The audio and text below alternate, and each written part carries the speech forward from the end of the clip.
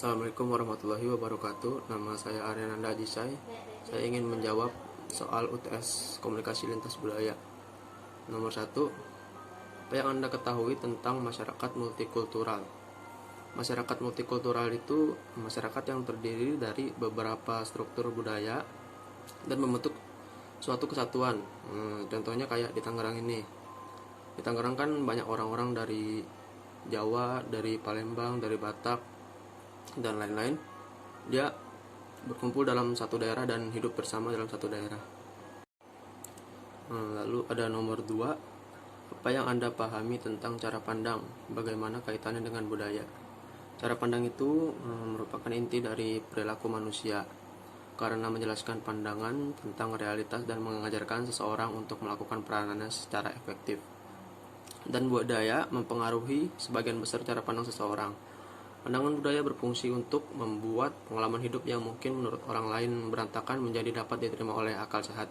Contohnya, misalnya semakin orang memahami cara pandang tersebut, maka semakin bijak pula seseorang tersebut dalam memilih jalan kehidupannya.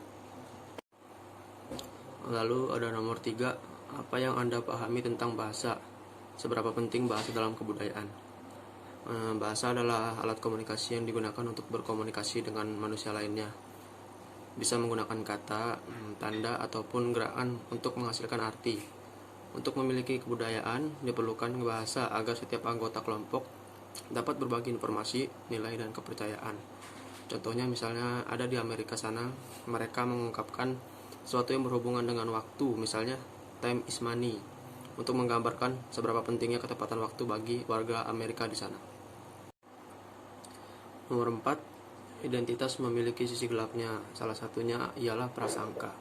Jelaskan apa yang dimaksud dengan prasangka.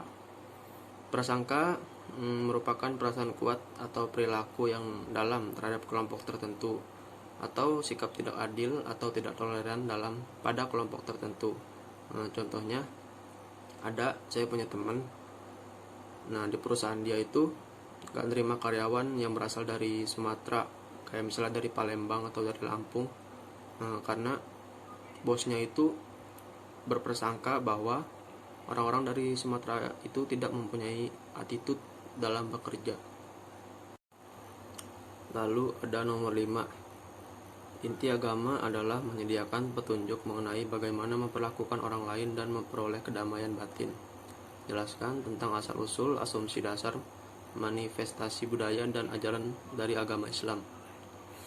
Asumsi dasar dari agama Islam yaitu satu Tuhan. Agama Islam meyakini hanya ada satu Tuhan di dalam agamanya, yaitu Allah Subhanahu wa Ta'ala. Yang kedua ada tunduk. Yang ketiga ada fatalisme atau takdir, yaitu orang-orang Islam itu meyakini bahwa takdir Allah yang menentukan segala sesuatu. Lalu ada penghakiman, yaitu adanya hari akhir yang memutuskan kita untuk masuk ke surga ataupun neraka. Lalu manifestasi budaya dalam Islam, salah satunya cara hidup yang lengkap, artinya kehidupan agama dan sosial tidak dapat dipisahkan.